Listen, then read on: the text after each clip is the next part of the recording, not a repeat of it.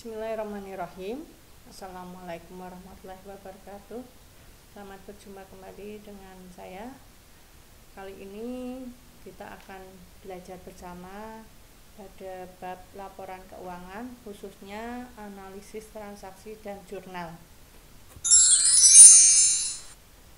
Mengingatkan kembali bahwa tujuan dari KD ini adalah menganalisis laporan keuangan sederhana. Ada 4 tujuan. Yang berikutnya, KD 410 membuat laporan keuangan sederhana dengan tujuan agar peserta didik membuat laporan keuangan demi perkembangan usaha. Baik, kita masuk di pengertian transaksi. Transaksi adalah suatu kejadian peristiwa keuangan yang harus dibuktikan dengan bukti transaksi. Bukti transaksi sendiri adalah tanda, catatan, atau keterangan singkat secara tertulis tentang suatu peristiwa keuangan yang berisi jenis transaksi, nilai uang, transaksi, tanggal kejadian transaksi, serta pihak yang terlibat dalam transaksi tersebut.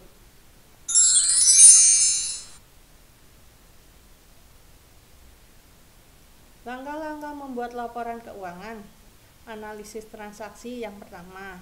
Yang kedua, yaitu memasukkan transaksi tersebut ke dalam jurnal. Yang ketiga, posting catatan ke jurnal. Kemudian dari jurnal tersebut dicatat ataupun diposting ke dalam buku besar. Yang keempat, mempersiapkan laporan keuangan berdasarkan daftar saldo pada akhir periode.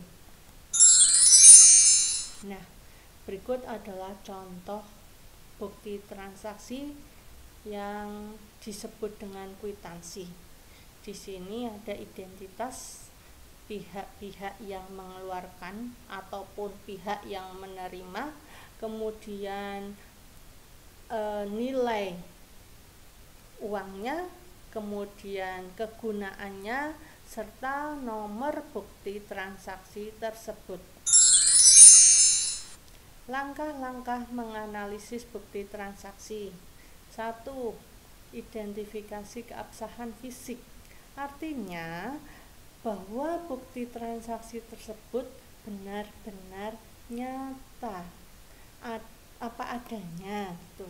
Kemudian langkah kedua, identifikasi prosedur transaksi. Dan yang ketiga adalah menentukan kebenaran nilai transaksi tersebut. Artinya biasanya terutama di jumlah uang. Jumlah uang ini tidak boleh lebih ataupun kurang, harus sesuai dengan kenyataan. Berikutnya, hal-hal yang harus diperhatikan dalam menganalisis bukti transaksi. Yang pertama, menentukan perkiraan apa saja yang dipengaruhi oleh transaksi tersebut. Yang kedua, tentukan pengaruh penambahan dan pengurangan terhadap harta, utang, modal, pendapatan, dan beban. Yang ketiga, tentukan debit atau kredit dari akun yang bersangkutan. Dan yang keempat, tentukan jumlah yang harus didebit atau dikredit. Berikutnya, tadi langkah yang ketiga itu adalah membuat jurnal. Nah, kita masuk ke pengertian jurnal. Jurnal ini merupakan bagian dari akuntansi. Baik seorang akuntan, jurnal umum sangat penting untuk memberi laporan transaksi keuangan secara kronologi kepada perusahaan. Proses pencatatan transaksi ke dalam jurnal disebut dengan penjurnalan. Sistem pencatatannya adalah double entry system. Maksudnya, setiap transaksi yang dicatat akan bertampak pada dua posisi keuangan, debit dan kredit.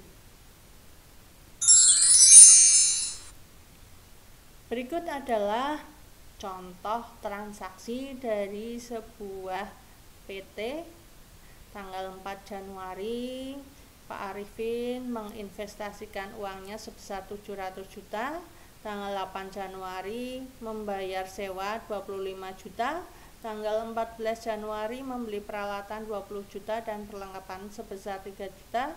Tanggal 18 Januari menerima pendapatan dari penjualan tunai 15 juta. Tanggal 25 Januari membayar gaji pegawai untuk bulan Januari sebesar 25 juta. Maka untuk membuat jurnal harus dianalisa. Yang pertama, setoran modal. Tadi membuat harta perusahaan bertambah dalam bentuk kas, ya. Kemudian modalnya bertambah 700 juta pada sisi kredit. Kemudian karena Pak Arifin membayar sewa, maka harta perusahaan berupa kas berkurang pada posisi kredit, tapi ada aset yang bertambah yaitu 25 juta pada posisi debit karena sewa dibayar di muka. Yang berikutnya, aset perusahaan berupa peralatan bertambah 20 juta dan perlengkapan 3 juta. Tetapi aset berupa kas berkurang sebesar 23 juta. Kemudian pendapatan itu bertambah pada sisi kredit sebesar 15 juta. Aset perusahaan berupa kas bertambah 15 juta pada posisi debit. Beban gaji bertambah 25 juta pada debit dan aset perusahaan berupa kas berkurang sebesar 25 juta pada posisi kredit. Nah, ini adalah bentuk jurnalnya berupa kolom-kolom dan baris. Ada 4 kolom, ya, ada tanggal, keterangan, ref, debit dan kredit. 5 kolom.